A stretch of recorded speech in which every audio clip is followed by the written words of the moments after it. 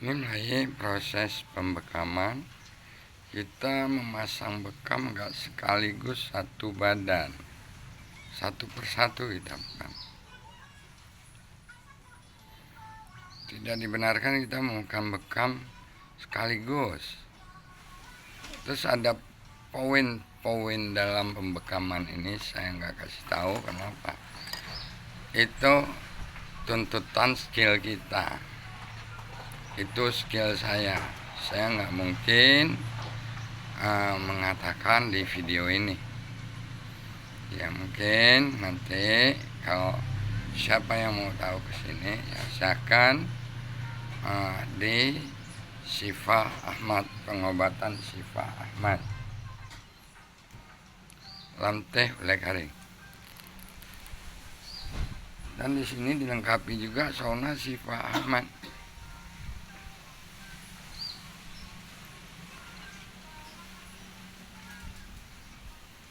Seperti ini waktu saya membekam.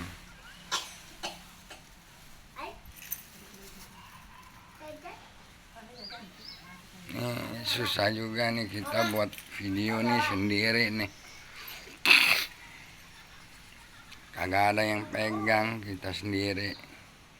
Nah beginilah warna bekam kulit waktu kita membekam. Bukan berarti ini darah kotor, kan? Bukan berarti ini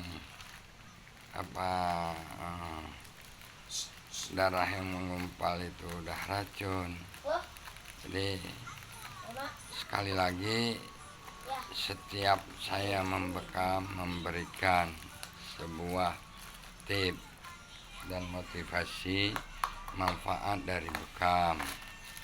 Manfaat dari bekam itu sebenarnya banyak. Jadi salah satunya urat-urat yang kejepit ke dalam selah rongga sendi itu ketarik. Kedua, itu membuang flek yang ada pada kulit kita. Tiga, memang itu menyehatkan. Cuman poin-poin bekam itu saya nggak menjelaskan di video. Karena kenapa? Banyak orang nanti yang meniru-niru. Contoh salah satunya sekarang yang lagi viral-viral, kretek abal-abal. Kretek nggak ada yang abal-abal, semua itu harus dipelajari. Yang abal-abal ilmu dia. Itu meniru-niru, jangan ditiru pokoknya. Ilmu itu harus dipelajari, bukan untuk ditiru. Dan kita harus berguru. Makanya gagal paham terus dalam hal ini. Jadi ini saya sendiri nih, untuk megang videonya nggak ada yang pegang nih. Seperti itu. Begitu. Maklumlah kita buka klinik kecil-kecilan ya begini. Tapi walaupun kecil, alhamdulillah lah. Seperti itu. Semua serba sendiri ini. Beginilah.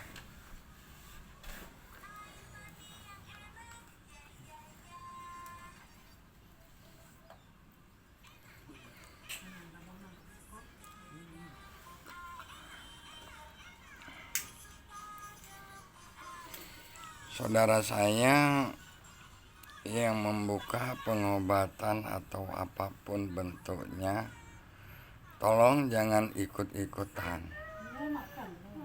Jangan mencemari pengobatan yang ada dan ilmu orang, menjeleki ilmu orang. belajarlah yang sungguh-sungguh. Kalau memang kita mau membuka usaha tersebut, jangan seperti sekarang. Karena dia nggak tahu ilmunya, dia bilang kretek abal-abal. Mana ada itu? Maaf kalau saya singgung ya. Karena kenapa? Ilmu itu bukan untuk ditiru-tiru. Dipelajari, dipahami. Karena kenapa? Dia mempunyai uraian, mempunyai mata pelajaran. Jadi seperti itu.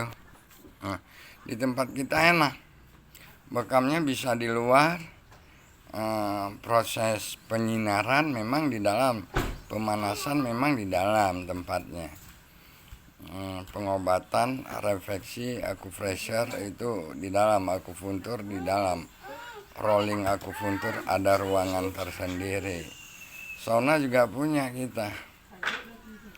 Jadi, nah, ngomong-ngomong nih masalah sauna nih. Ngomong-ngomong masalah sauna. Saudaraku, jangan buat sauna itu menggunakan bahan plastik. Sekali lagi saya mengatakan di sini ya. Tidak dibenarkan untuk menggunakan bahan plastik. Karena plastik itu mengandung polimer. Begitu saunanya hangat, polimer itu memuai, tercemarlah uap kita. Dan yang perlu kita ketahui, uap yang kita pakai itu, uap itu harus benar-benar steril, karena itu oksi yang dibersihkan, yang dihirup oleh konsumen. Hati-hati bahayanya sauna apabila tidak tepat cara menggunakan sauna. Maaf yang sudah buka sauna, rubah cara Anda. Yang sudah buka sauna, rubah cara Anda.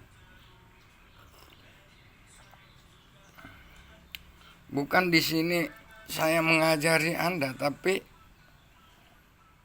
itu bahaya untuk konsumen. Berapa hal yang terjadi di dalam sauna. Di depan mata saya ada yang pingsan begitu dicek, tercemar polimer. Akhirnya apa? Terkena meningitis, radang saput otak. Itu yang harus kita ketahui. Itu bahaya, nggak ada obat di Indonesia.